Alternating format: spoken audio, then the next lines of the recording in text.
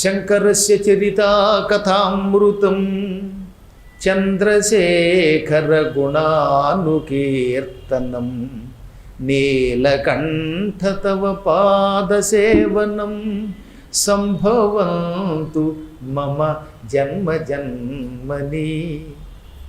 నాకు కైవల్యం కావాలి అనలేదు శంకరాచార్యులు వారు. మహానుభావులు ఎవరు మోక్షమే కావాలనలేదు. నాకు ముక్తి రాకపోయినా పర్వాలేదు, ఎన్ని జన్మలు నేను ఎత్తినా పర్వాలేదు, కానీ ప్రతి జన్మలో శంకర నీ కథని వినాలి. పద్మాకర్ గారు పురాణముగా నీ కథని చెబుతూ ఉంటే ఆ కథని వినే జన్మ కావాలి. చంద్రశేఖరుడి యొక్క గుణములను వర్ణించాలి.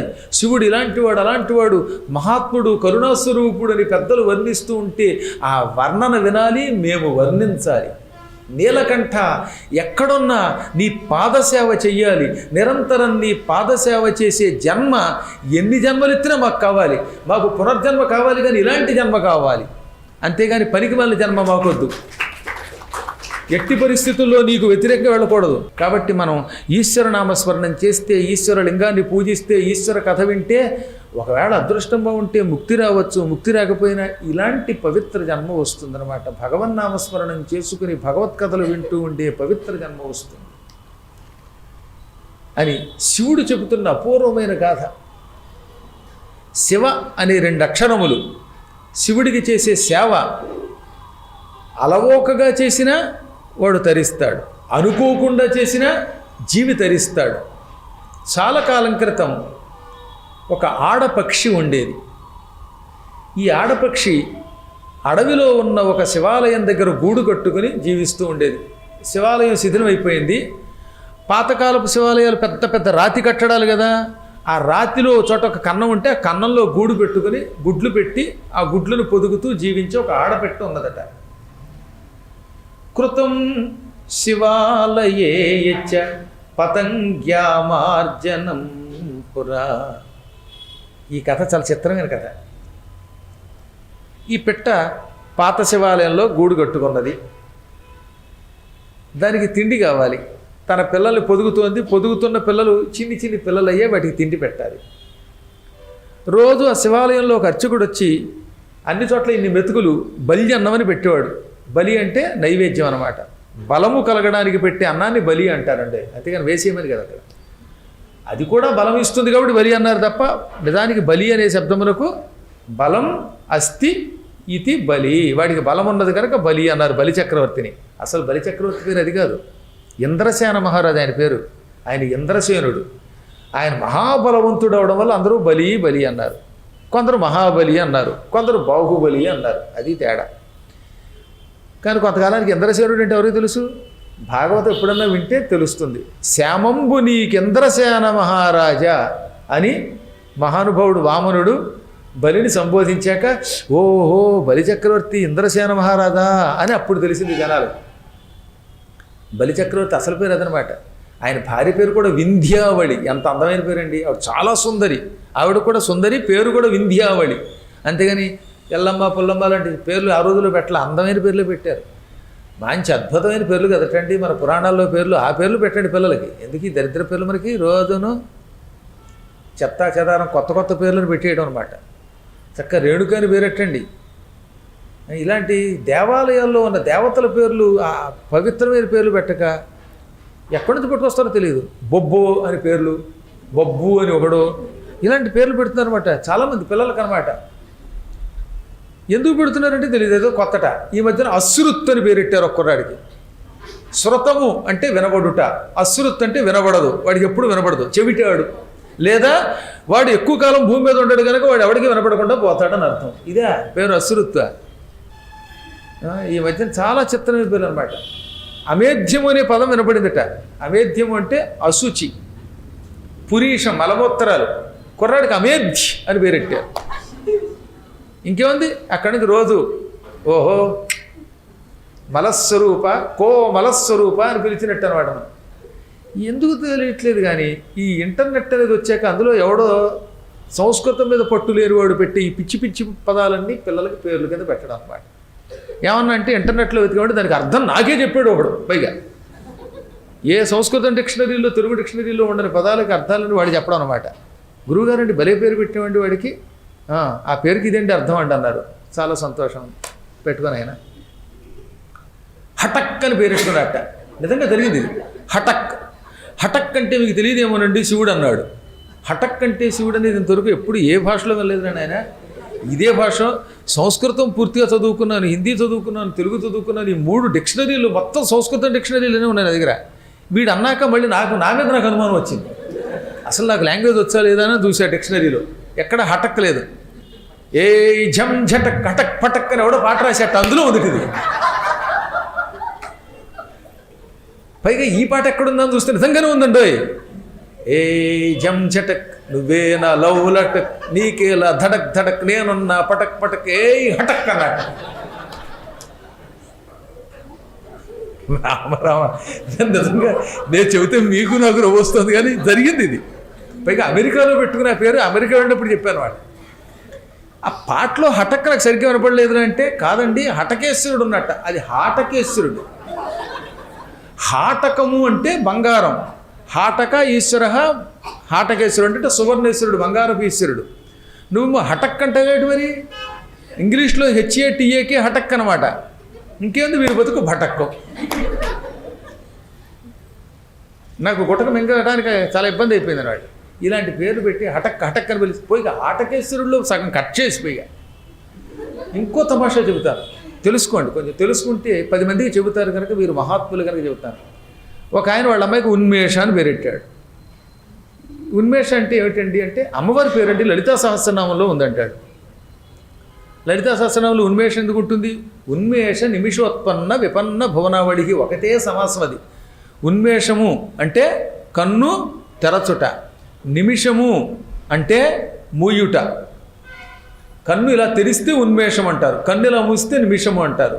ఉన్మేష నిమిష అంటే కన్ను తెరిచి కన్ను మూసేయడంతో ఉత్పన్న పుట్టబడిన, విపన్న నాశనమైన, భువనావళి భువనములు కలిగినది. అనగా అమ్మవారు కన్ను తెరిచి భువనములను సృష్టిస్తోంది, కళ్ళు మూస్తే ఈ భువనములు నాశనం అయిపోతున్నాయి. కన్ను తెరవడం ద్వారా సృష్టించి కన్ను మూయడం ద్వారా నాశనం చేస్తున్న తల్లి అని ఒకటే నామం అది. అందులో ఒక్క మొక్క పీకి ఉన్మేషాన్ని పేరు పెడితే అలా కన్ను తెరిచి ముయ్యకుండా అలా ఉండిపోతున్నవాడు. ఎంతసేపు ఉంటుంది అలాగా? రాత్రి నిద్రపోవద్దు. లేదా ఉత్తి నిమిష్ అంటే ఇలా ఎప్పుడు కళ్ళు మూసుకునే ఉంటాడు. అందుకే కబులు ఆ పేరెట్టినవాడు ఎప్పుడు చూసినా బస్సు ఎక్కిన నిద్రపోతాడు, కారు ఎక్కిన నిద్రపోతాడు, కూర్చుని నిద్రపోతాడు, ఉపన్యాసంలో నిద్రపోతాడు, ఎప్పుడు నిద్రే.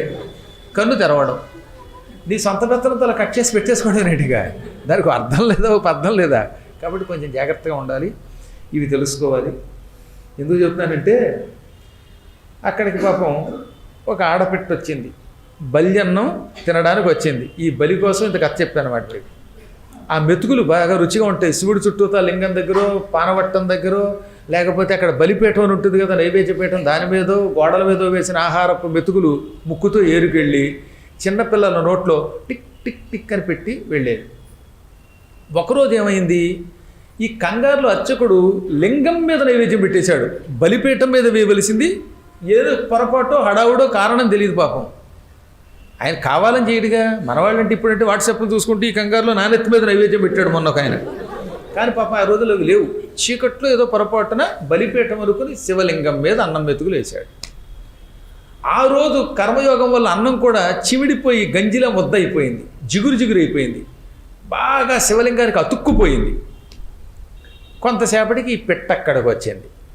ఈ పెట్టకి అన్నం మెతుకులు కావాలి. రోజు ఎదురుగుండా ఉన్న చోట అయితే ముక్కుతో తీసుకునేది. ఇప్పుడు ముక్కుతో తీసుకోవడానికి అక్కడికి వస్తే ఆ ముక్కుకి ఈ మెతుకులు రావడం లేదు, అతుక్కుపోయి. దాంతో అది ఏం చేసింది తెలివిగా రెక్కలతో శివలింగం మీద ఇలా ఇలా డబా డబా డబా అంది. పెద్ద శబ్దంతో రెక్కలతో అలా విసిరింది.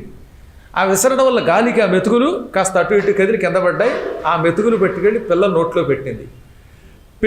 పెట్టడంతో ఆ పెట్ట చూస్తూ ఉండగానే ఒక అందమైన స్త్రీగా మారిపోయింది, స్వర్గలోకానికి వెళ్ళిపోయింది.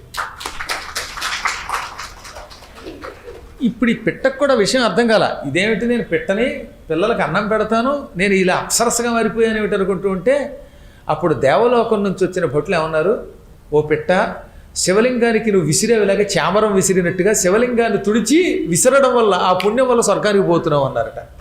పతంగ్యామార్జనం పురా, అది కథ. అది కావాలని తొడవలేదు, రెక్కల్లా కొట్టింది. కొట్టడం వల్ల ఆ ఎంగిలి మెతుకులు కిందకు వచ్చాయి. శివలింగాన్ని తుడిచింది అనమాట.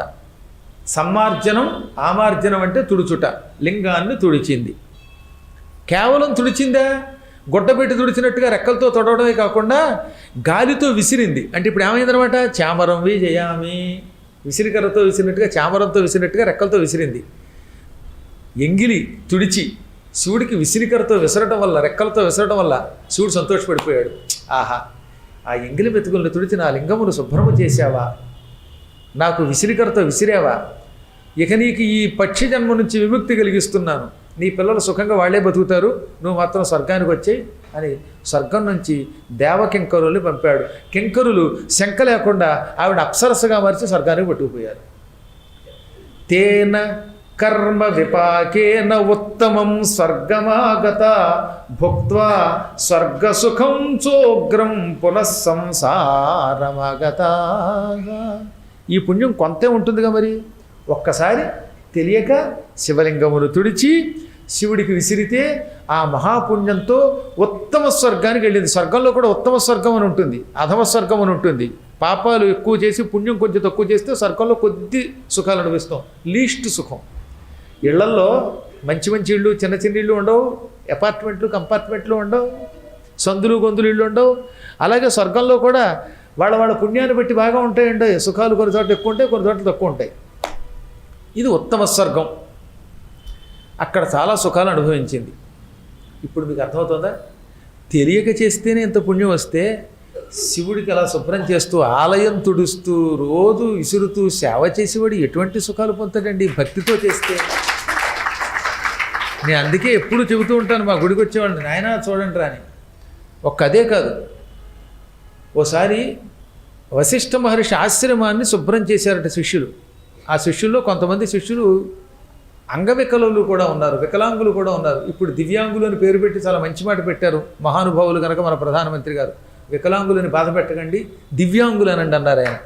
అది చాలా మంచి మాట. పాపం వాళ్ళంతా వచ్చి అలాగే ఒంటి చేత్తోటో లేకపోతే కాలుతోటో కుంటుకుంటూ వశిష్ఠుడి ఆశ్రమం తుడిచి తుక్కు లేకుండా చేసి ఆశ్రమంలో కూలిపోతున్న చోట ఉన్నటువంటి ఆకులు తీసి కొత్త ఆకులు పెట్టి ముగ్గులు పెట్టారు. గురువుగారి ఇల్లు శుభ్రము చేసిన పుణ్యం వల్ల వాళ్ళందరూ చతుర్వేద పండితులై శాశ్వతంగా బృహస్పతి శిష్యులయ్యారు. కాబట్టి ఎప్పుడైనా వీలుంటే మీరు మీ ఇళ్ళు శుభ్రం చేసుకోవడమే కాకుండా మీ గురువులు ఇళ్ళు కూడా శుభ్రం చేయండి. గుడి బడిలాగా అప్పుడప్పుడు గురువుగారి గృహం అని మళ్ళీ గురువుగారు అన్నది తీసి పక్కన పారేసి గురువుగారు తర్వాత ఎందుకు చేయకండి. ఈ చేతన చెబితే అదో భయం కింద ఉంది.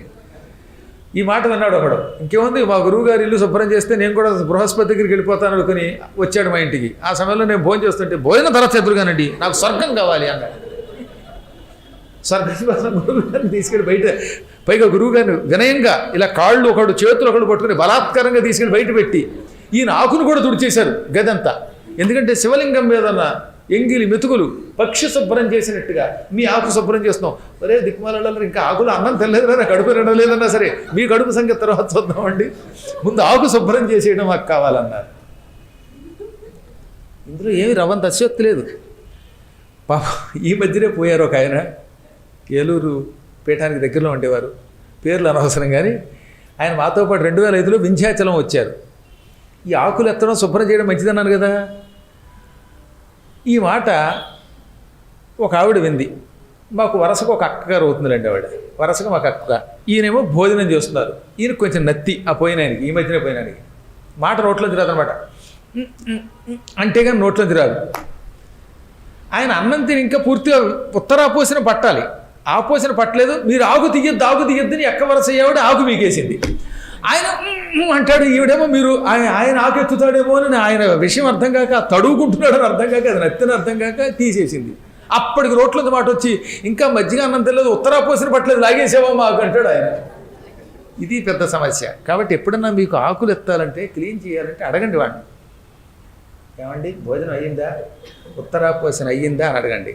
ఆయన నోట్లోంచి మాట వచ్చేదాకా కాస్త తొందరపడకండి. ఆయనకు నత్తుంటే కొంచెం జాగ్రత్తగా అని ఉత్తరాపోసిన అన్నాక అప్పుడు తీయండి, మధ్యలో తీసేయకండి. ఆకు ఎత్తడం మంచిది అన్నాం కదా అంటే సగం తింటూ ఉంటే వాడు ఎంత ఏడుస్తాడు, వాళ్ళు ఇంకో ఆకు వేసుకోలేడు, అవతల వాడు పెట్టరు. ఏ పనన్నా శ్రద్ధగా చేయాలి. కాబట్టి ఆలయములు తుడుచుట, గురువుల యొక్క గృహములు బాగు చేయుట, ఇవన్నీ ఉత్తమ మార్గాలకు తీసుకెడతాయి. ఇప్పుడు అక్కడికి వెళ్ళి కొంతకాలం, చాలా కాలం, మళ్ళీ మామూలుగా కాదట, ఒక కల్పకాలం స్వర్గలోకంలో సుఖాలు అనుభవించింది పక్షి. భుక్త్వా స్వర్గసుఖం, అది కూడా ఉగ్రం పునఃసంసారమాగత. స్వర్గసుఖం కూడా ఉగ్రమైన సుఖం అన్నాడండో ఇక్కడ. నాకు ఇది ఆశ్చర్యం కలిగించింది. భుక్త్వా స్వర్గసుఖంచోగ్రం అనగా ఉగ్రమైన స్వర్గసుఖాలు అనుభవించడం ఏమిటి అంటే అంత ఎక్కువైపోయాయి సుఖాలు కూడా ఓవర్ అయిపోయాయి అనమాట. అన్ని సుఖాలు స్వర్గంలో అనుభవించిందని అర్థం. ఒకసారి ఒక ఆయన పిలిచి ఉపన్యాసం ఎలా ఉందని అడిగితే భయంకరంగా చెప్పేసండి. ఏం భయంకరంగా? ఉపన్యాసం భయంకరంగా ఉండేటువంటి కర్మ అంటే అంత బాగుందని చెప్పడానికి ఆ పదం పడ్డాడు ఆయన కర్మగాలి. ఇది భయంకరమైన శబ్దం కానీ నాకు భయం వేసింది. అంటే ఉపన్యాసం అంత భయంకరంగా ఉందంటే అదేంటి గురువుగారు ఎంత బాగుందో తెలుసా అన్నాడు. మరి బాగుందనొచ్చు కదంటే మాకేం తెలుసంటే భయంకరంగా చెప్పేసాడంటే బాగుందని అనుకుంటున్నామండి, భయంకరం అంటే బాగుంటుంది కాదా అన్నాడు ఆయన. భయంకరం అంటే బాగుంటుంది కాదు, భయమును కలిగించున్నది అని అర్థం. ఇలాంటి పదాలు కొన్ని తెలియక వాడేస్తాం. పిచ్చిగా చెప్పేసాడండి పురాణం. పిచ్చిగా చెప్పడం ఏంటి? పురాణం పిచ్చిగా చెప్పడం ఏమిటో అంటే అంత బాగా చెప్పాడు అనడానికి వచ్చిన తిప్పలన్నమాట. అలాగే ఇక్కడ సంస్కృతంలో బాగా స్వర్గ సుఖాలు అనుభవించడానికి ఉగ్రం అనే పదం వాడారు వ్యాసుల వారు కూడా. ఆ తర్వాత తిరిగి భూలోకంలో పక్షి పుట్టింది. ఎక్కడ పుట్టిందో తెలిస్తే మీరే ఆశ్చర్యపోతారు. ఒక పక్షి శివలింగమును తుడిచి రెక్కలతో విసిరిన పుణ్యం వల్ల కాశీరాజసుతా జాత. ఏకంగా కాశీరాజు గారికి కూతురై పుట్టిందిట. అసలు కాశీకి వెళ్ళడమే ఒక యోగం కదా. కాశీకి ఎంత ప్రయత్నించినా అంత తేలికగా వెళ్ళలేమే. అటువంటిది కాశీ మహారాజు గారికి కూతురుగా పుట్టటువంటిది మాటల. ఎక్కడి కాశీ? ఏ జీవి అయినా జీవితంలో ఒక్కసారైనా కాశీని చూడాలనుకుంటాడు, ఒక్కసారైనా కాశీకి వెళ్ళాలి. చిట్ట చివరి రోజులు అక్కడుండి మరణించాలనుకుంటారు. కాశ్యాంతు మరణాన్ముక్తి, కాశీలో మరణిస్తే మోక్షం అని చావడానికి కడతారు. తక్కిన చోట్ల బతకడానికి వస్తారు. మనం హైదరాబాద్ బతకడానికి భుక్తి కోసం వస్తాం ఎక్కువ మంది, ఉద్యోగం కోసం, ఇల్లు కట్టుకోవడానికి. కానీ కాశీకి భుక్తికి కాదు, ముక్తికి వెడతాడు. ఇక్కడ బ్రతకడానికి వస్తే అక్కడ చావడానికి వెడతాడు. ఎందుకంటే అక్కడ మరణిస్తే కీటాహ పతంగాహ మశకాశ్చ, చిన్న చిన్న పురుగులు, పక్షులు, దోమలు కూడా కాశీలో మరణిస్తే శివుడైపోయి కైలాసానికి వెళ్ళిపోతాయి శాశ్వతంగా. అంత దివ్యక్షేత్రం అది. అందుకని కాశీకి ఎప్పుడు వెడదాం అనుకుంటారట, కాశీ చూడాలనుకుంటారట. ఒకనాడు తీర్థోపయోగిగా నిశఠుండు ఔదల ధరియునభ్రగంగా, ఆ ప్రొద్దు పొయ్యిరాజనట్టి నిర్పేదయు భోగించు ఐశ్వర్యములు 8 పుష్కరాక్షుల చెంతపోని వర్షవరుండు దేహార్ధమున దాల్చు తీగెబోడి,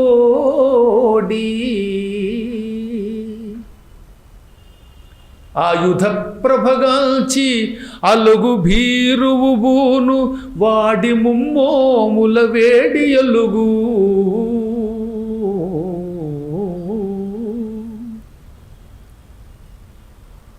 మలినవర్తనుడును సుధాలలితమూర్తి మించి వర్తిల్చు మతిలేని మేధకుండు మౌని వర్యుల చదివిల్చు మర్రి నీడ పంచముఖు వీట మేను వసరించనేని.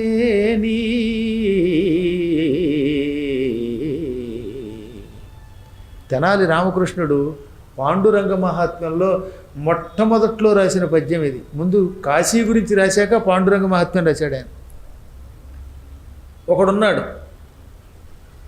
వాడి ఇంట్లో ఏనాడు పొయ్యి వెలిగించలేదు, అంటే వంట చేయవలసిన అవసరం లేకపోయింది. అంత దరిద్రుడు. ఇల్లు లేదు, పొయ్యి లేదు, ఏ పదార్థాలు లేవు. ఎప్పుడూ భిక్షాటనతో జీవించాట. అలా ముష్టి బతికిన ఒక దౌర్భాగ్యుడు అనుకోకుండా కాశీ వెళ్ళి మరణించాడు. మరణించగానే అష్టైశ్వర్యాలు అనుభవించడం మొదలెట్టండోయ్. అష్టైశ్వర్యములు ఎవరి దగ్గర ఉంటాయి? శివుడి దగ్గర. అంటే వీడు శివుడు అయిపోయి శివుడిలో కలిసిపోయాడు అనమాట. పనికి మాలిన వాడు కూడా, భిక్షుకుడు కూడా కాశీలో మరణిస్తే శివుడిలో లీనమైపోయాడు. ఒకడున్నాడు, ఎప్పుడు తీర్థయాత్రలు చేయలేదు. వాడు బతుకులు తీర్థయాత్ర చేయలేదట. ఒక్కనాడు కాశీ వెళ్ళలేదు, గయ వెళ్ళలేదు, ప్రయాగ వెళ్ళలేదు, అసలు యాత్ర అంటే తెలియదు. ఎప్పుడు ఇంట్లో కూర్చోవడమే, ఉప్పల్ 4వ రోడ్డు నా ఇల్లు, అన్నం పిసుక్కోవడం, తినడం, మళ్ళీ వాట్సాప్లు చూసుకోవడం, ఇలా బతికాడు వాడు. ఇలా బ్రతికిన ఒక దౌర్భాగ్యుడు ఏదో ఒక యోగం బట్టి వాడికి పద్మాకర్ గారు కాశీ తీసుకెడుతున్నారు పంచక్రోశ యాత్రగా తెలిసిపోయిందిట. చెప్పా పెట్టకుండా వచ్చేసాడు, కాశీకి వచ్చాడు. వాడు అదృష్టం బాగుండి కాశీలో డామ్ అన్నాడు. వెంటనే వాడు ఏమయ్యాడో తెలుసా, వాడి నెత్తి మీద గంగ వచ్చి కూర్చుందిట. ఔదల ధరించు నభ్రగంగ, ఆకాశగంగ నెత్తి మీద ధరించాడు. గంగ ఎవరి నెత్తి మీద ఉంటుంది? శివుడి జటాతోటంలో ఉంటుంది. అంటే ఎంత దౌర్భాగ్యుడు, తీర్థయాత్రలు చెయ్యని వాడు కూడా కాశీలో మరణించగానే శివుడిలో కలిసిపోయాడు అనమాట. అందుకనే వాడి నెత్తి మీద గంగ వచ్చింది అంటే అర్థం అది. మరొకడున్నాడు, ఆయుధం చూస్తే హడిలి పారిపోతాడు. అందుకే యుద్ధంలోకి పొరపాటు కూడా వెళ్ళవాడు. వాడికి ఎప్పుడు భయమే, ఒట్టి పిరికాడు. కత్తి చూస్తే భయం, కత్తి పీట చూస్తే చాకంటే భయం, అన్నీ భయమే. ఎంత పిరికివాడు, ఎందుకు పనికిరాని వాడు కాశీ వెళ్ళి మరణించాడు. అలా మరణించగానే చేతిలో త్రిశూలం ధరించి ప్రపంచం అంతా తిరగడం మొదలుపెట్టాట. త్రిశూలధారి అయ్యాడంటే అర్థం వాడు కూడా శివుడిలో కలిసిపోయాడు అనమాట, పిరికాడు కూడా. ఇంకోడు ఉన్నాడు, స్త్రీ అంటే పారిపోతాడు. గృహప్రవేశం జరిగితే రారు కొంతమంది, అలా కొట్టి జేబులోంచి 10 రూపాయలు పట్టుకుపోతారు. 10 రూపాయలు పూర్వం పట్టుకెళ్ళేవారు. ఇప్పుడు గృహప్రవేశానికి వస్తే 5,000 టేకంగా డిమాండ్, 10,000 బాయ్యో ఈ అండం పైగా. ఇక రైలు ఎక్కారంటే అడిగిపోతారు. కుర్రాళ్ళు బాగా పట్టుకుంటారు, నాలాంటి కుర్రాళ్ళని. ఇలాంటి ముసలాళ్ళని కూడా పట్టుకోరు. కానీ వెంటనే ఇస్తావా లేదా సస్తావా అంటారు. ఇలాంటి నపుంసకుడు ఒకడు ఉన్నట్ట. స్త్రీలంటే ఆమడ దూరం పరిగెత్తే నపుంసకుడు ఒకడు కాశీలో మరణించాడు. మరణించగానే వాడి శరీరంలో సగభాగం స్త్రీ కూర్చుందిట. అంటే అర్ధనారీశ్వరుడిలో కలిసిపోయాడు వాడు కూడా. ఇంకోడు ఉన్నాడు, ఎప్పుడూ కుళ్ళు గుడ్డలే కట్టుకుంటాడు. స్నానం చేయమంటే లాస్ట్ మంత్ చేశానండి అన్నట్టు వాడు. అరబ్ కంట్రీ వాడు అనమాట. ఏడాదికోసారి స్నానం వాడిది. మాకీ స్నానం మాసానికి ఒకేసారి అంటాడు. అలాంటి మలినవర్తనుడు, సరిగ్గా స్నానం చేయని వాళ్ళు. ఇప్పటికీ అలాంటి వాళ్ళు మధ్యాహ్నం దాకా స్నానం చేయరండి. ఇదేం బతుకో తెలియదు. ఏమనంటే వంటంతా అయిపోయాక అప్పుడు చెమట పోయేలాగా అప్పుడు స్నానం చేస్తారు. ఇంకెందుకు ఈ చెమటంతా వంటలో పడేక ఈ దిక్కుమాల చేతుల్లోంచి కారిపోయి, అందుకే ఉప్పు వేసుకోక్కర్లేదు. అంత దరిద్రమా రామరామ. పొద్దుట లేవగానే ముఖం కడుక్కోకుండా అసలు మాట్లాడటమే దరిద్రం. హాయిగా స్నానం చేయకుండా అశుచిగా ఎలా తిరగలుగుతారండి? పూర్వజన్మ సుకృత పరిపాకం. మరి ఏం చేస్తాం? అలా స్నానము చెయ్యనటువంటి మలినవర్తనుడు, ఎప్పుడూ మురికి గుడ్డలు కట్టుకునేవాడు, శుభ్రం గురించి ఎరగనటువంటి వాడు. అటువంటి వాడు ఒకడు కాశీ వెళ్ళి మరణించగానే ఏకంగా అమృతం కంటే తెల్లని శరీరంతో ఉన్నట్టవాడు. మంచి తెల్లని స్వచ్ఛమైన శరీరం ఎవరికి ఉంటుంది? శివుడికి. అంటే ఇటువంటి వాడు కూడా కాశీలో మరణిస్తే శివుడిలో కలిసిపోయాడు. ఇంకా లాస్ట్ అండ్ ఫైనల్గా ఒకడి గురించి చెప్పారు, మతిలేని మేధకుడు. పొరపాట్లు కూడా ఉండదు. ఓ పావులా చేతిలో పెట్టి, ఈ పావులాకి శనగపప్పు, ఈ పావులాకి కందిపప్పు అంటే, ఏ పావులాకి శనగపప్పు, ఏ పావులాకి కందిపప్పు అంటాడు వాడు. ఏ రూపాయి అయితేనేంటి అది తెలియదు అనమాట. 500 చేతిలో పెట్టి, ఈ 500 స్టేట్ బ్యాంకులో వెయ్యి, ఈ 500 యూకో బ్యాంకులో వెయ్యి అంటే కొంతసేపటికి గురువుగారు ఏ 500 యూకో బ్యాంక్ అన్నారు, ఏ 500 స్టేట్ బ్యాంక్ అన్నారు, ఈ 500 మళ్ళీ వెనక్కి వచ్చి, గురువుగారండి ఈ 500 నోటుల్లో ఏ నోటు యూకో బ్యాంక్ అండి, ఏ 500 ఎస్బీఐ అండి అంటాడు. 500 ఏమని అక్కడ ఆయన ఉద్దేశం. ఏ 500 అయితేనేటి? 2 పళ్ళు నిజంగా జరిగింది. నాకు మంచి తెలివైన శిష్యులు దొరుకుతూ ఉంటారండి. నా పూర్వజన్మ సుకృతం అది. ఓ శిష్యుడి చేతిలో 2 పళ్ళు పెట్టి, ఈ పండులో ఓ పండు ఏమో గురువుగారికి అని, ఈ పండు గురువుగారికి, ఈ పండు నీకు అన్నారట. వాడు కాసేపు నాకు మర్చిపోయాడు. ఈ రెండింటిలో నా పండు ఏదో తిరగట్లేదు గురువుగారు, మీరే మీ పండు తీసుకుని నా పండు ఇవ్వండి అంటాడు. ఇంక నేను వెళ్ళి పండుకున్నాను. వెళ్ళి ఏం తేల్చలేక, ఏదో 2 పళ్ళు ఏదో ఒకటి. ఓ తెలివైన వాడు దొరికాడు. ఈ 2 పళ్ళల్లో ఓ పండు బాగా ఉన్నది వాడు కొట్టేసి, గురువుగారు మీకు ఈ పండు ఏమన్నారు అన్నారు. దాని కొంచెం పుచ్చుంది, పుచ్చుకోండి నాకు ఇచ్చి, వాడు పుచ్చుకున్నాడు, మంచిది. కాబట్టి ఆ తెలివితేటల కంటే ఈ తెలివితేటలు కొంత ఏమనుకోండి. అలాంటి వాడిని మతిలేని మేధకుడు అంటారు. బుర్ర బొత్తిగా ఉండదని వాళ్ళని ఏం పని చేయదనమాట. ఈ వాటర్ బాటిల్ అండి 10 రూపాయల 10,000 అంటాడు. ఉంటారంటే ఉంటారు. ఒక ఇల్లు బేరానికి వచ్చి ఒకడు, ఈ ఇల్లు 1,00,000 10 లక్షలు ఉంటుందండి అంటాడు. 1,00,000 ఎక్కడ 10 లక్షలు ఎక్కడండి? 1,00,000 తర్వాత 1,10,000 ఉండొచ్చు అనొచ్చుగా. వాడు అవతలవాడు వీడు పిచ్చాడని కనిపెట్టి 10 లక్షలు చెప్పి చివరికి 5 లక్షలు అమ్మాడు. 5 లక్షల దాన్ని. ఈ బుర్ర తక్కువ వాడు ఒకడు కాశీ వెళ్ళి మరణించాడు. ఇక ఆ క్షణమే వాడు ఓ మర్రి చెట్టు కింద కూర్చుని కాలు మీద కాలేసి కూర్చుని మునీశ్వరులకు పాఠం చెప్పడం మొదలెట్టాక. ఎంత అందమైన పద్యం! మతిలేని మేదకొండు మౌనివర్యుల చదివించు మర్రి నీడ. మర్రి చెట్టు నీడలో కూర్చుని మునీశ్వరులకు పాఠం చెప్పేవాడు ఎవరో మీకు తెలుసు కదా, దక్షిణామూర్తి. మేధాదక్షిణామూర్తి. చచ్చినవాడు మేధకుడు, ఇప్పుడు మేధాదక్షిణామూర్తి అయిపోయాడు.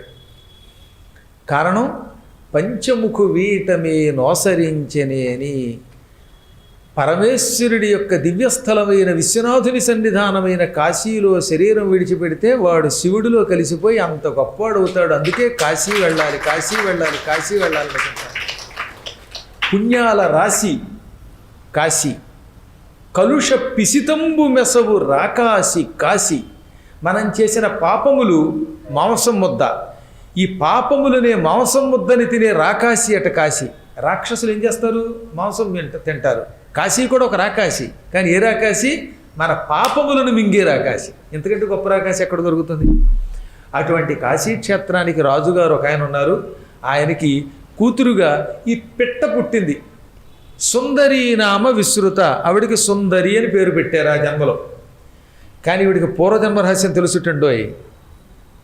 నేను పూర్వజన్మలో ఒక పాడుబడిన ఆలయంలో గూడు కట్టుకొని గుడ్లని పొదిగి పిల్లల్ని చేసి ఆ పిల్లలకి తిండి పెట్టే పిట్టని. అటువంటి పిట్టని శివుడికి నా రెక్కలతో శుభ్రం చేసి చామరం వీచినట్టుగా రెక్కలతో గాలి వీచి ఆ పుణ్యముతో స్వర్గములో సుఖములు అనుభవించాను, మహాసుఖాలు అనుభవించాను. ఆ తర్వాత మళ్ళీ భూలోకంలో ఆ పుణ్యఫలం వల్ల శివానుగ్రహం వల్ల కాశీరాజు కూతురిగా పుట్టాను అని పూర్వజన్మ రహస్యం ఆవిడికి తెలిసింది. అందరికీ తెలియదు, ఆవిడికి మాత్రం శివానుగ్రహంతో పూర్వజన్మ రహస్యం ఉందన్నమాట. మనందరికీ మన పూర్వజన్మ ఏమిటో తెలిస్తే బతకలేము. కొంతమంది ఇళ్లలో భార్యాభర్తలతో పూర్వం పాము ముంగిస, ఎలక పిల్లి. అందుకని ఇప్పుడు ఈ జన్మలో భార్యాభర్తలు తెక్కొట్టేసుకుంటూ ఉంటారు. పొద్దున సాయంకాలం రోజు తోసుంటా అని తంటాలు తెచ్చుకొని పెంట గొడవ చేసుకుంటారంటే కారణం అదే. ఇందులో భార్య పూర్వజన్మలో పిల్లి, భర్త గారు ఎలక. ఇక చూడండి, భార్య గారు వాడి మీద పడి గర్ర గర్రని అరిచి తిట్టేసి కొరుకుతూ ఉంటుంది. లేదా భర్త గారే పిల్లి, భార్య ఎలకైతే ఈ భర్త గారు రోజు కొడుతూనే ఉంటాడు తాగి వచ్చి. ఇలాంటి రహస్యాలు చాలా తెలుస్తాయి అప్పుడప్పుడు నాకు కొంత. అందుకే మీరు ఎవరన్నా కనపడితే అప్పుడప్పుడు నవ్వానా, మీ ఫ్లాష్ బ్యాక్ తెలిసినట్టే. అది ఏమిటని అడక్కండి, చెప్పడం కష్టం. అందువల్ల ఈవిడ అదృష్టం పూర్వజన్మ రహస్యం తెలిసింది. పూర్వాభ్యాసాచ్చ కళ్యాణి బభూవ పరమాసతి. పూర్వజన్మ పుణ్యం ఆ రహస్యం తెలియటం వల్ల ఈ జన్మలో ఉత్తమురాలయ్యింది.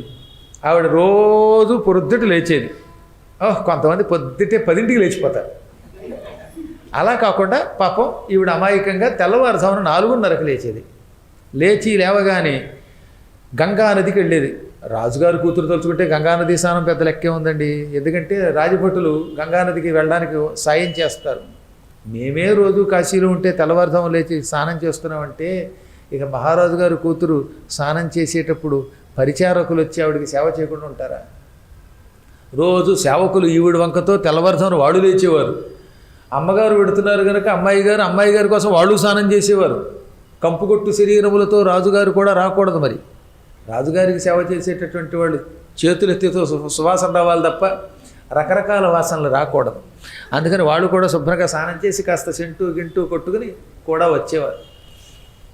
ఇప్పుడు రాజుగారి కూతురు ఒక్కొక్క రోజు ఒక్కొక్క ఘట్టంలో స్నానం చేసేది. ఒకరోజు మణికర్ణిక ఘట్టం, ఒక్కొక్క రోజు ఇంకో ఘట్టం. అక్కడ బ్రహ్మ. అన్ని ఘట్టాలు ఇప్పుడున్నవి కావు, ఇప్పుడున్న ఘట్టాలన్నీ ఇప్పటివి.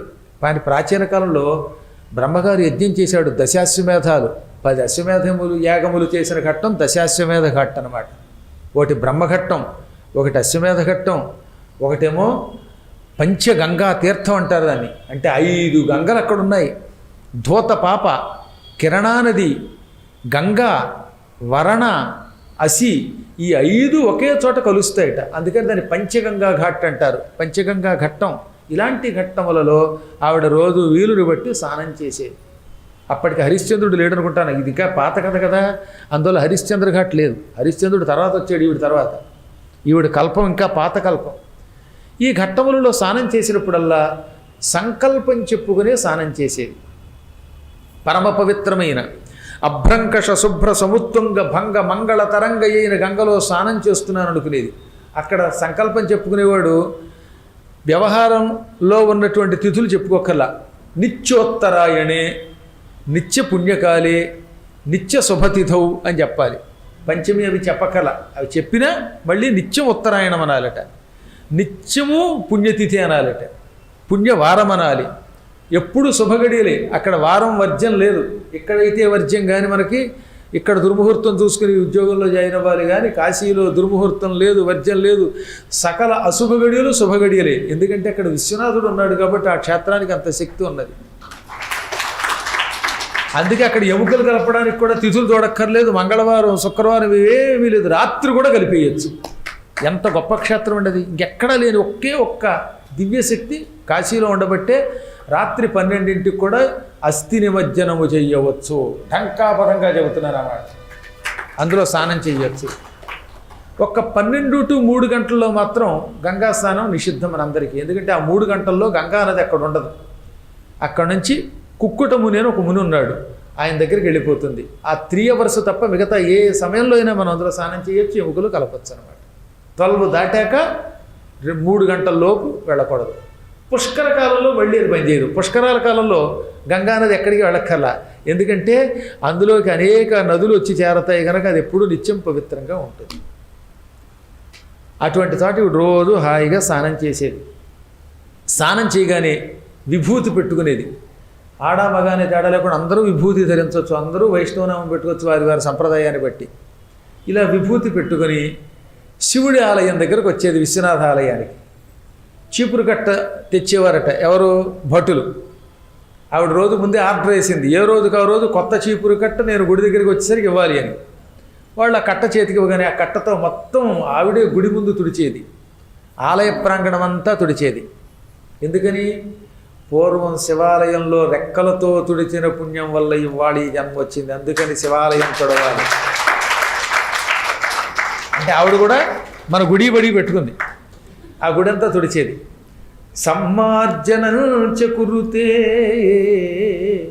ఉషస్యుషసి తన్వంగీ శివద్వారరతా సదా సమ్మార్జనంచ కురుతే భక్త్యా పరమయాయుత. సూర్యోదయమునకు ముందే, ఉషఃకాలమునకు ముందే లేచి ఆమె ఈ విధంగా శివద్వారం దగ్గర పూర్తిగా తుడిచేది. ఆ తర్వాత మంచి ముగ్గులు కూడా పెట్టేది. ఇలా రోజు సేవ చేస్తూ ఉండేది. ఆ తర్వాతే లోపలికి వెళ్ళి దర్శనం చేసుకునేది. ఒక రోజున అనుకోకుండా అక్కడికి ఉద్దాలక మహర్షి వచ్చాడు. ఉద్దాలకుడు మాట్లా ఉపనిషత్తుల్లో ఆయన పేరు ఎంతో విన్నారు మీరు. ఉద్దాలకుడి కథ చాలా గొప్పది. కఠోపనిషత్తులు, కేనోపనిషత్తులు వీటిలో పెడితే మీకు ఉద్దాలకుడు ఎవడో తెలుస్తుంది. అమ్మ బాబో, ఉద్దాలకుడు అంటే పిలిస్తే పంచభూతాలు పలుకుతాయి. పరమశివభక్తుడు ఆయన. ఆయన ఎప్పుడూ శివక్షేత్రాలు తిరుగుతూ ఉంటాడు. అనుకోకుండా తిరుగుతూ ఆయన కాశీ క్షేత్రానికి వచ్చాడు. ఆయన కూడా బ్రాహ్మీ ముహూర్తంలోనే శివుడికి అభిషేకం చేసుకుంటాడు. తీరా ఆయన అక్కడికి వచ్చి చూడగానే ఆయన లోపలికి వెళ్ళడానికి ముందు కాశీరాజు గారి కూతురు చీపురు కట్టతో ప్రాంగణం తుడిచింది, ముగ్గులు పెట్టింది. ఆ తర్వాత ఆ చేతులు కడుక్కుని ఆ వాకిలికి నమస్కరించి లోపల కడుతోంది. మామూలుగా అయితే నేను వెళ్ళిపోయేవాడు, కానీ ఇప్పుడు కుతూహలంగా అది చూస్తూ ఆగిపోయాడు. ఎందుకని? ఆలయాన్ని ఎవరైనా తుడిస్తే ఆయన పట్టించుకోడు. కాశీరాజు కూతురు ఏమిటి, తెల్లవారుజామునే గంగా స్నానం చేసి ఆ అనంతరం ఇక్కడికి వచ్చి నేలంతా తుడవడం ఏంటి? ఎంతమంది దాసదాసీ జనులు ఉన్నారు కాబట్టి ఎవరికైనా చీపురు కట్టించి తుడు అనొచ్చుగా. అండం లేదు, ఆవిడే తుడుస్తోంది. కారణం ఏమిటనుకున్నాడు ఆయన. చాలామంది చూడండి మీరు, వాళ్ళు చేయిస్తారు తప్ప. అబ్బే, అందుకే చేసినవాడు అదృష్టవంతుడు, చేసినవాడు అలాగే ఉంటాడు. మా పీఠంలో ఒకడు ఉన్నాడులేండి, 10ంటికి లేస్తాడు. లేచి లేవగానే అక్కడికి వచ్చి ఇది ఇక్కడ అందరూ ఉంటే ఓ ఎర్ర పంచి ఒకటి కట్టుకొచ్చి ఇక్కడ చూడండి, ఇక్కడ చేయండి అంటాడు.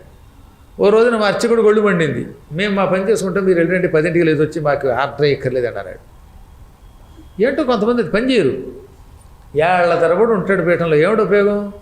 పాయసంలో గరిటికి ఆ మాట వరుస కూడా పాయసం రుచి తెలియదు.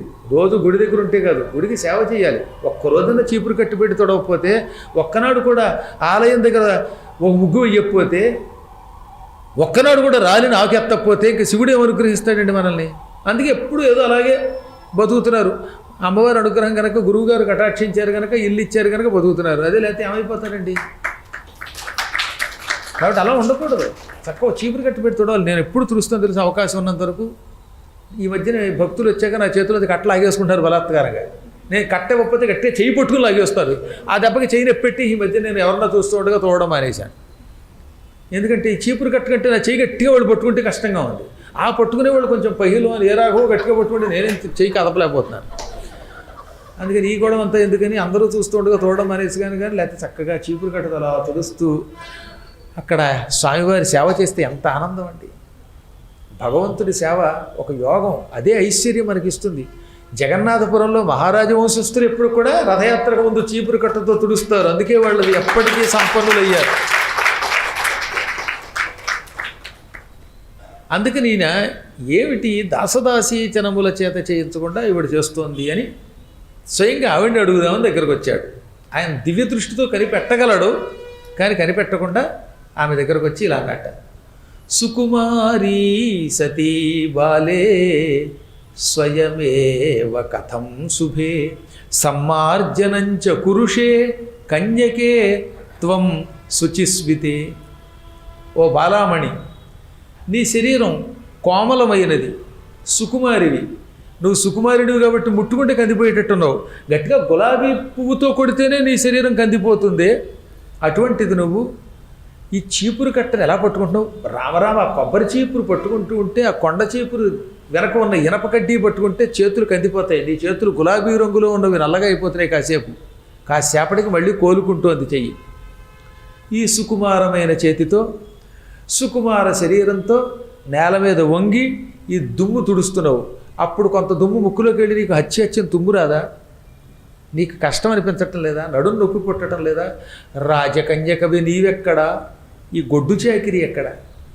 ఈ నువ్వు నవ్వితే నవరత్నాలు ఒలుగుతాయి, పళ్ళు కూడా ముత్యాల్లా కనపడతాయి. కొంతమంది నవ్వితే నిజంగా దంతాలు ఎంత బాగుంటాయో, అందుకే దంతరుచి అన్నారండి. కొందరు నవ్వితే ఈ జీవితంలో పళ్ళు తొడబుద్దేది మనకి. ఓ పెళ్లి కూతురు పెళ్లిలో అని నవ్వింది, పెళ్లి కొడుకు మళ్ళీ పెళ్లి చూపులకు వస్తే ఒకటి. అందుకని మన పెద్దలు ఏమన్నారంటే, నవ్వితే మాట్లాడితే ఆ కాంతి కూడా చాలా బాగుంటుందన్నారు. వదసి యది కించిదపి దంతరుచి కౌముదీ వదసి యది కించిదపి దంతరుచి కౌముదీ హరతి దరతి మిరమతి ఘోరం స్ఫురదధర సీధవే తవ వదన చంద్రమా రోచయతు లోచన చకోరం ప్రియే చారుశీలే ప్రియే చారుశీలే ప్రియే. భక్త జయదేవుని గీతాల్లో ఇది అందమైన గీతం. కృష్ణుడు రాధతో అన్నాడు అనమాట, రాధికతో ఏమని? ఏది కించిత్తపి వదసి, నువ్వు కొంచెం మాట్లాడితే, కొంచెమైనా మాట్లాడితే, ఎక్కువ కూడా అక్కర్లా, కొంచెం మాట్లాడితే అప్పుడు నీ దంతములు కనపడతాయి. మాట్లాడినప్పుడే కదా పళ్ళు కనపడతాయి. అని బిగుసు కూర్చుంటే ఎప్పుడు చూసే శవంలాగా అప్పుడు దంతములు కనపడవు. నువ్వు కొంచెం మాట్లాడినప్పుడు నీ దంతములు కనపడతాయి. ఆ దంతముల రుచి అంటే కాంతి కౌముది అంటే వెన్నెల వలె ఉందిట, చంద్రుడి వెన్నెల్లా ఉంది. అది ఏం చేస్తోంది? హరతి దరతిమిరమతి ఘోరం. నాలో నీ మీద విరహం పెరిగింది. కృష్ణుడికి రాధ లేకపోతే విరహం అనే ఒక తాపం పెరిగింది. ఇది చీకటిట. విరహాన్ని అగ్నితో పోలుస్తారు కానీ ఇక్కడ చీకటితో పోల్చాడు. నువ్వు లేకపోవటం అనే చీకటిని తట్టుకోలేకపోతున్నాను. నువ్వు కనపడకపోతే నాకు బతుకంత అమావాస్య. నా విరహం అనే చీకటి నీ దంతములనే వెన్నెల వల్ల తొలగిపోతున్నాయి. చీకటి వెన్నెల వల్ల పోతుంది కదా, వెన్నెలు వస్తే చీకటి పోతుంది. నా విరహం అనే చీకటి నీ దంతముల కాంతి అనే వెన్నెల వల్ల తొలగిపోతున్నది. నీ ముఖం చంద్రబింబం అన్నాడు ఆయన. ఎంత మాట అంటే ఆవిడ ముఖం చంద్రబింబం, దంతముల కాంతేమో వెన్నెలన్నమాట. అలా ఉండాలట. ముఖం చంద్రబింబంతో పోల్చి, దంతకాంతిని వెన్నెలతో పోల్చి, దానివల్ల నాకు వస్తున్న విరహమనే ఈ దట్టమైన చీకటి తొలగిపోతున్నది, ఇంకనైనా కనికరించి మాట్లాడవా అని భార్య దగ్గర బతిమాలితే భర్త గారు ఆ భార్యామణి మాట్లాడకుండా ఉంటుందా? అప్పుడు కూడా మాట్లాడకపోతే ఆవిడే తాటక, ఆవిడే పోతన, ఆవిడే సొరపడక అని నేననలేదు, భక్త జయదేవుడు అన్నాడు. మళ్ళీ నా మీద పడకండి ఇలా అంటారా అని. ఎంత అద్భుతమైన భావన. కాబట్టి ఈయన అన్నమాట ఏమిటి? శుచిస్మిత, నువ్వు నవ్వితే నిప్పులా స్వచ్ఛంగా ఉంది, నీ దంతములు వెన్నెల వంటి కాంతి కురిపిస్తున్నాయి, ఇక్కడ నీకు దాసదాసి జనాలు ఉన్నారు, అటువంటిది నీవు స్వయముగా ఈ కఠినమైన పని చెయ్యడం ఏమిటి? పనివాళ్ళు నిన్ను చూసి నవ్వరా అనగా ఆవిడ నవ్వి నమస్కరించి, నేనేం చెప్పలేను, శివుడి అనుగ్రహం ఇది నాకు అని శివుడికి దండం పెట్టి వెళ్ళిపోయింది. నేను పూర్వజన్మలో ఎలాంటి దాన్నండి, నేను పుణ్యం చేసుకున్నానండి, ఇప్పుడు ఇంకా పుణ్యం పెంచుకోవడానికి ఏం మాట్లాడలేదండి. అతి ప్రసంగం చేయకూడదు కదా మహాత్ములతో. మహాత్మ ఇది శివాజ్ఞ అనుకోండి, శివుడి అనుగ్రహం అనుకోండి, ఎక్కువ మాట్లాడడం ఇలాంటి పెద్దల దగ్గర మీరే కనిపెట్టండి. మీకు నమస్కారం సద్గురువులకి, శివుడికి నమస్కారం. శివాయ నమః గురవే నమః, శివాయ గురవే నమః అనుకుని వెళ్ళిపోయింది. ఏం మాట్లాడలేదు. నాకు తెలిసినది ఏమిటి? ఈ సమ్మార్జనం, ఇది తప్ప నాకు తెలియదు. నాకు పుట్టిన దగ్గర నుంచి ఇప్పటిదాకా నాకు తెలిసిందల్లా ఒకటే, శివుడికి అనేక సేవలు చాలామంది చేస్తారు, అవి నాకు తెలియవు. తొడవడం ఒకటే నాకు తెలుసు, ప్రక్షాళన బాగా తెలుసు నాకు అన్నది. ఆవిడ అలా వెళ్ళిపోగానే, శివుడికి ఎంతో భక్తితో పూజ చేసి వెళ్ళిపోగానే ఉద్దాలకుడు ఒక్క క్షణకాలం దివ్య దృష్టితో చూడడానికి ప్రయత్నించాడు. ఆయనకి ఏం అర్థం కాలేదు. శివాలయంలో శివుడి సన్నిధానంలో విశ్వనాథుడి సన్నిధానంలో ఉండగా మీ దివ్య మహిమలు పనిచేస్తాయా? ఒకసారి ఆలోచించండి. ఇక్కడ పనిచేయచ్చు, ఇంకో చోట పనిచేయచ్చు. ఆయన విశ్వనాథుడి దగ్గర ఉన్నాడు. అప్పుడు దివ్యనేత్రం తెరుద్దామంటే దివ్యనేత్రం తెరుచుకోలేదు. ఓరి దేవుడో, ఇదేదో విచిత్రంగా ఉంది, ఈవిడేదో మీరే కనిపెట్టండి, నా దివ్య దృష్టికి భూత భవిష్యత్ వర్తమానములు తెలుస్తాయి, కానీ ఇప్పుడు తెలుసుకోలేకపోతున్నాను, కారణం ఏమిటి అనుకోగానే వెంటనే అర్థమైపోయింది. శివుడి సన్నిధిలో నా మహిమలు ఉపయోగించాలనుకున్నాను, అలా మహిమలు ఉపయోగించాలనుకోవడం పొరపాటు. శివుడి దగ్గర మన మహిమ పనిచేస్తుందా? కృష్ణుడి దగ్గరకు వచ్చి ఘటోత్కచుడు మాయ ప్రయోగిస్తే ఘటోత్కచుడు మాయ ఎక్కడ, కృష్ణుడి మాయ ఎక్కడ? చిన్నమాయ పెద్దమాయ గుట్టుకొని మింగుతుంది, అక్కడ పనిచేయదు అది. వెంటనే ఆయన రెండు చేతులు జోడించేశాడు, శివుడికి భక్తితో నమస్కరించాడు. గంగాతరంగరమణీయ జటాకలాపం గౌరీ నిరంతర విభూషిత వామభాగం నారాయణ ప్రియమనంగమదాపహారం వారాణసీపురపతిం భజ విశ్వనాథం భజ విశ్వనాథం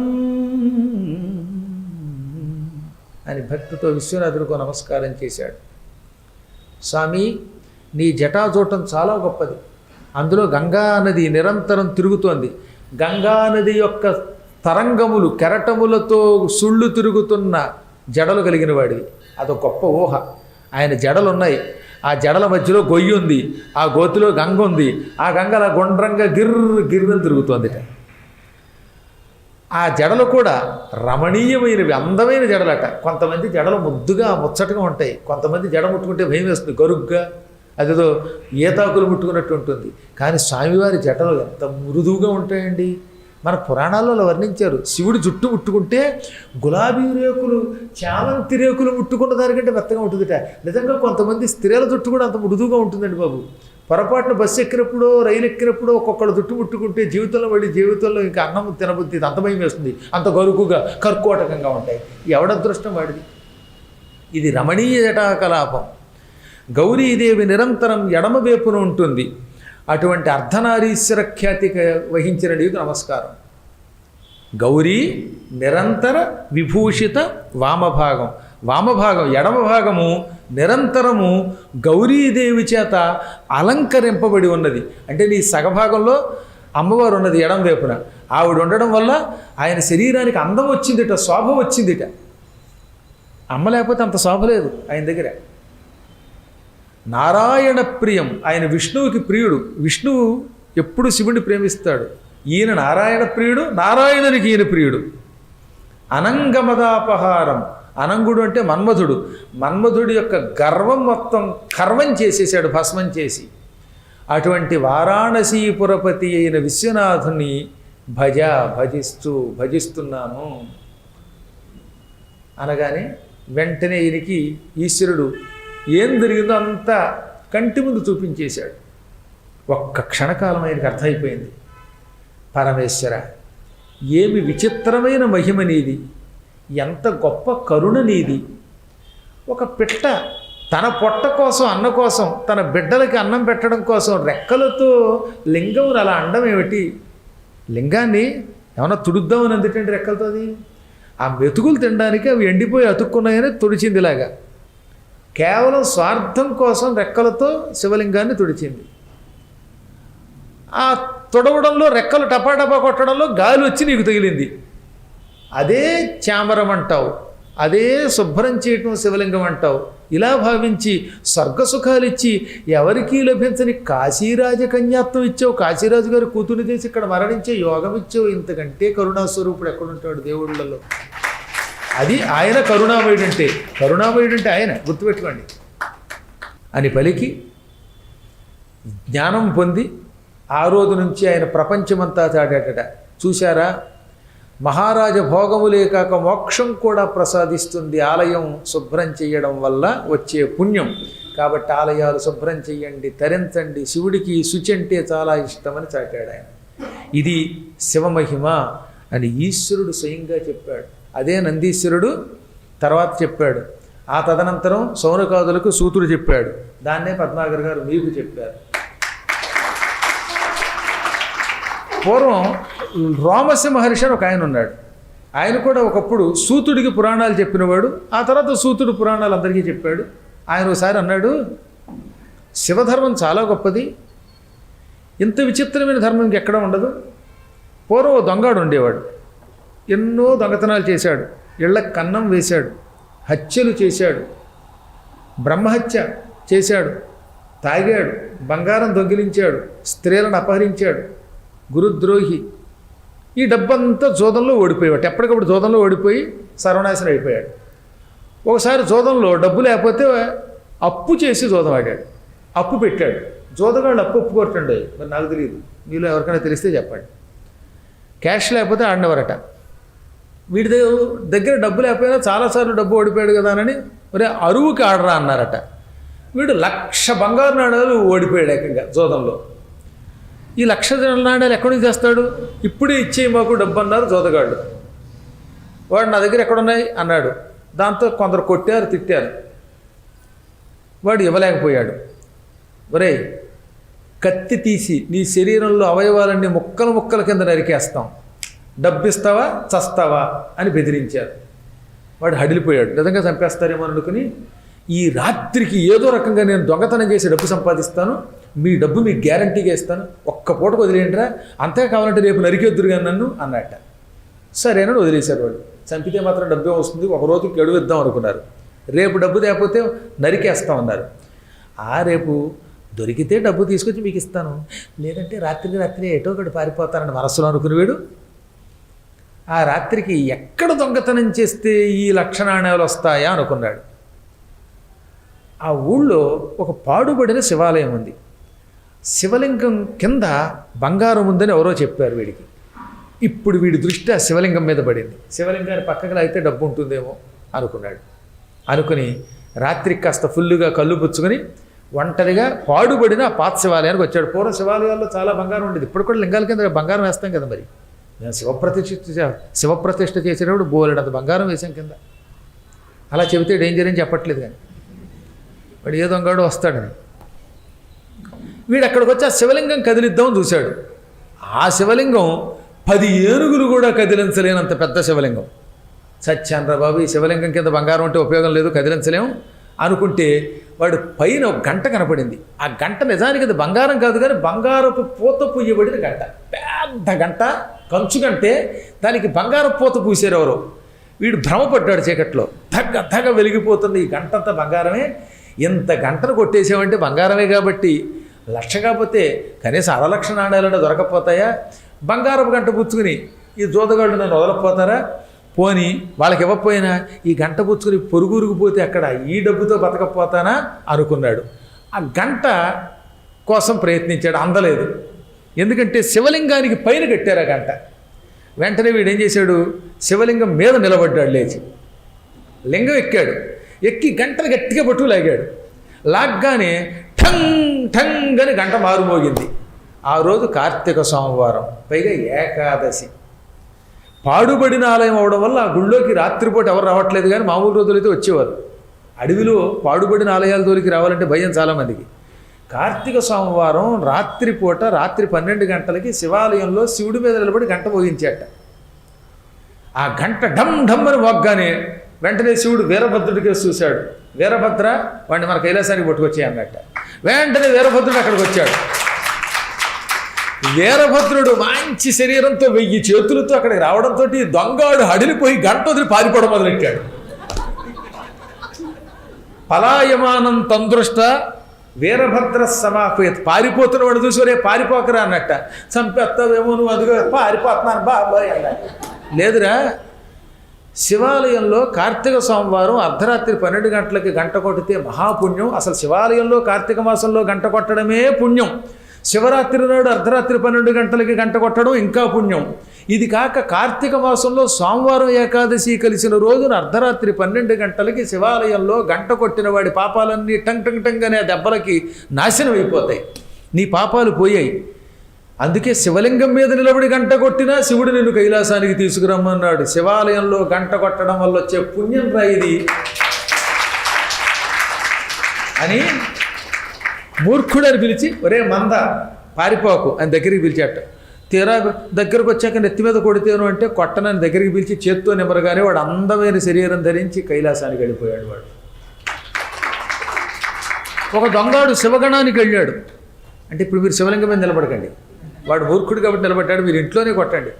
కార్తీక మాసం సోమవారంతో కూడిన ఏకాదశి నాడు, శివరాత్రి నాడు, పర్వదినాలలో ఎప్పుడు గంట కొట్టినా శివుడి దగ్గరికి వెడతాం. అందులో కార్తీక మాసం నెల్లాళ్ళు ఏ పద్మేశ్వరుడి దగ్గర, సత్యధర్మేశ్వరుడి దగ్గర, ప్రణవేశ్వరుడి దగ్గర టంగ్ టంగ్ టంగ్ టంగ్ అని గంట కొట్టండి. గంట పగలు కొట్టకండి, ఒక గంట కొట్టండి. అలా ఘంటానాదం పగలు కాదు రాత్రి చెప్పాడు. రాత్రిపూట కొట్టే ఘంటానాదం అట శివాలయంలో మనలో ఉన్న పాపాలు, తమస్సు, చీకటి తొలగించి మనల్ని అనుగ్రహిస్తుంది. ఇది 8వ అధ్యాయంలో స్కాంద పురాణంలో మాహేశ్వర ఖండంలోని కేదార ఖండంలో చెప్పబడిన కథ ఇది. ఈ కథ అందులో ఉంది. ఇది పరమ పవిత్రమైన శివధర్మం. అంటే ఇప్పుడు అర్థమైతే శివధర్మం ఎంత గొప్పదో, అటువంటి శివధర్మాన్ని తెలుసుకుని అన్ని పనులు చేసి తరించండి అన్నాడు. ఇంకా మరిన్ని అపూర్వమైన కథలతో రేపు మళ్ళీ కలుసుకుందాం. 6:15 కల్లా కార్యక్రమం ప్రారంభిస్తున్నాం. స్వస్తి ప్రజాభ్య పరిపాలయంతాం న్యాయ్యేన మార్గేణ మహీం మహీషాః గోబ్రాహ్మణేభ్యः శుభమస్తు నిత్యం. లోకాః సమస్తాః సుఖినో భవంతు.